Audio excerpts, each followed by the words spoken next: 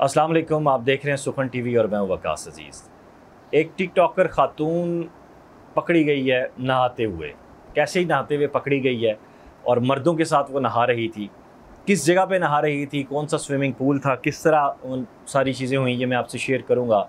लेकिन उससे पहले आपसे गुजारिश है कि सुखन टीवी को सब्सक्राइब करें। डिस्क्रिप्शन में जो लिंक रखा हुआ है, इस लिंक से आप हमारे चैनल को खोल सकते हैं यूट्यूब पे, उसे शेयर कर सकते हैं और लाइक कर सकते हैं। इसी तरह हमारे पेज को लाइक कीजिए, इसे फॉलो कीजिए।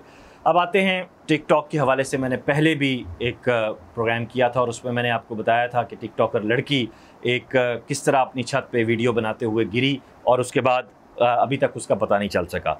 ये सब क्यों हो रहा है? ये सब इसलिए हो रहा है कि हमारी जो बहनें बेटियां हैं शोहरत के लालच में आ चुकी हैं। माँ बाप बड़े खुश होते हैं उनको देख कर के जी हमारी बेटी मशहूर हो गई है। ये आप देखें, इस वक्त मैं आपको वीडियो एक दिखा रहा हूँ कि ये लड़की किस तरह स्विमिंग पूल में छलांग लगा रही है और किस तरह वहाँ पे दीगर नामहरम मर्दों के साथ वहाँ पर मौजूद है। अब सवाल ये पैदा होता है कि इसको किसने इतनी आज़ादी दी? मेरा जिस्म मेरी मर्ज़ी, ठीक है जी, मान लिया। आपका जिस्म आपकी मर्ज़ी है। आपका जिस्म आपकी मर्ज़ी का ये मतलब है कि आप इस तरह 50 मर्दों के बीच ऐसे नहाएं। आप अपना लिबास देखें कैसे वो आपके जिस्म के साथ चिपका हुआ है। मेरे जिस्म मेरी मर्ज़ी का ये मतलब है, ये आपका राइट है, ये आपका हक़ है।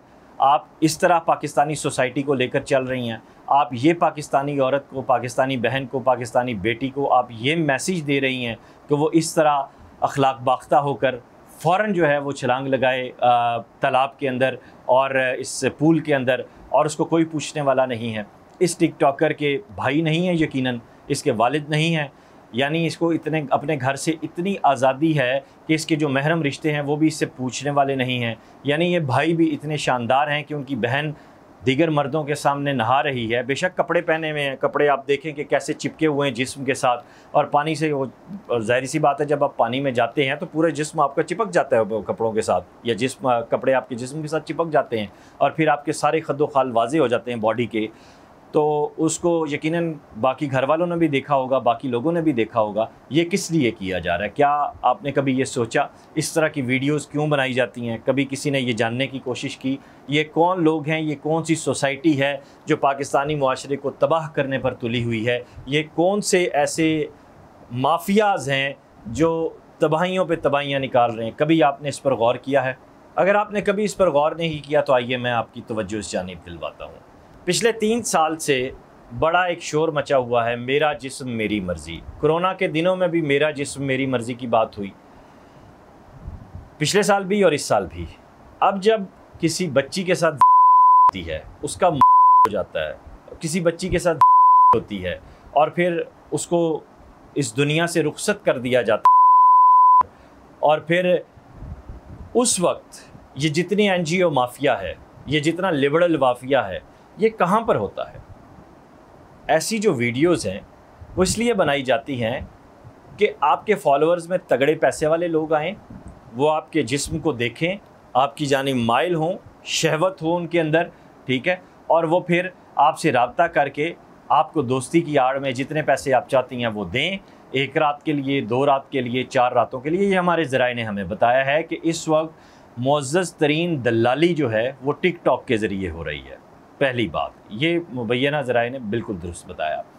दूसरी बात, इसमें अब वो टिकटॉकर्स लड़कियां भी इन्वॉल्व हैं, उन्होंने अपने पूरे ग्रोह बना लिए हैं, ज़राए का ये कहना है, जिनके मिलियंस में फॉलोअर्स हैं, और वो फिर अपने मिजाज की लड़कियां, जो कच्ची उम्र की लड़कियां उनकी वीडियोस देखती हैं, उनके फॉलोअर्स देखती हैं, वो फॉलोअर देख के उनसे रब्ता करती हैं। उनके जहन में ये होता है कि ये फ़ौरन बढ़ गए, ऐसे नहीं बढ़ते।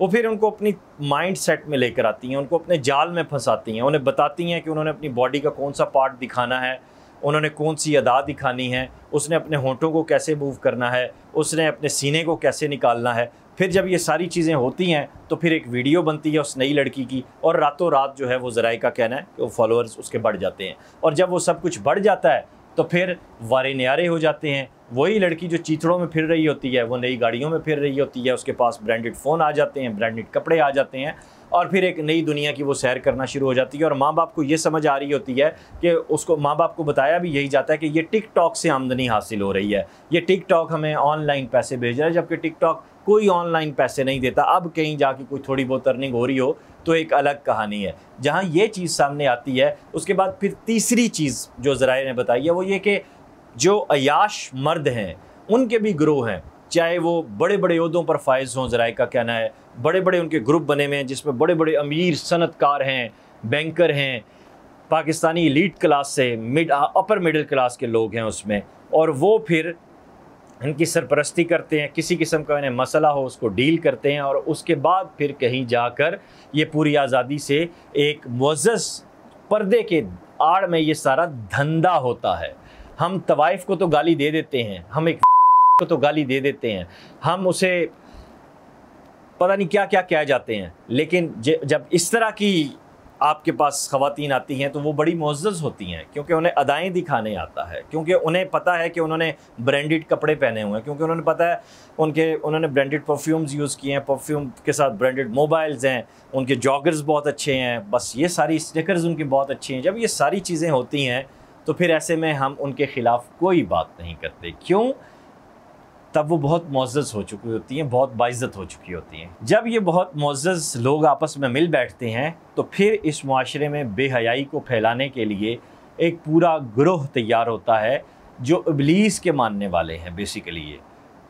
मेरे जो शरीफ बहन भाई हैं जो इनको अप्रोच नहीं कर सकते, जिनकी जेब में इतने पैसे नहीं हैं कि इनको महंगे मोबाइल ले सकें, इनको महंगे परफ्यूम दे सकें, इनको महंगी जगहों पे ले जाकर डेट कर सकें, वो सिर्फ इनकी वीडियोस देख के चस्के लेते हैं, इनके बॉडी पार्ट्स पे बातें करते हैं, इनको बताते हैं अपने दोस्तों में बैठकर, आप फलानी का ये आया है, इसने आज यूँ किया, ये देखो कितना ज़बरदस्त है, ये है, ये इतनी सेक्सी है, ये इतनी मॉडर्न लग रही है, ये इतनी पप्पू लग रही है, इतनी हॉट लग रही है। तब फिर इस तरह के काम होते हैं और फिर जहनी बीमारियां जन्म लेती हैं। वो जहनी बीमारियां जब जन्म लेती हैं तो एक बीमार मुआशरा तश्कील पाता है। एक बीमार मुआशरा इसलिए तश्कील पाता है कि हम पाकिस्तानी यूरोप ज़दा अभी नहीं हुए। यूरोप में ये सब कुछ काम होता है तो उनके नज़दीक जिन्स का कोई मसला ही नहीं है, वो अपनी आज़ादी के साथ खा पी रहे हैं, हंस खेल रहे हैं, उन्हें कोई परवाह ही नहीं है कि कोई किस हाल में है, कोई किस हाल में नहीं है। उन्होंने अपना काम करना है और उस काम को एंड करना है। वो किसी के जिस्म की तरफ नहीं देखते। हमारा काम कहाँ से शुरू होता है? हमारा काम जिस्म से शुरू होता है। हम औरत को इंसान नहीं समझते, उसको एक टॉय समझते हैं और उस टॉय के मुख्तलिफ पार्ट्स को अपनी लज्जत के लिए इस्तेमाल करते हैं। ये औरतें बुरी नहीं हैं, मर्द बुरा है, पाकिस्तानी मर्द बुरा है जो ये कहता है कि ये औरत उसके जज्बात को भड़का रही है, और ये मर्द ही इस औरत को इस्तेमाल कर रहा है, ये मर्द ही इस औरत को अपने मफाद के लिए लेकर चल रहा है।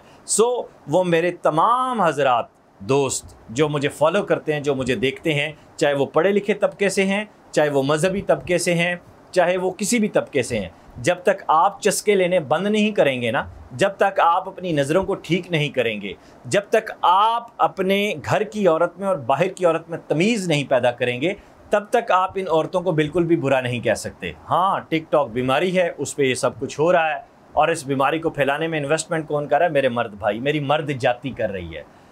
ऐसी और वीडियोस भी लाएंगे, आपके साथ शेयर करेंगे।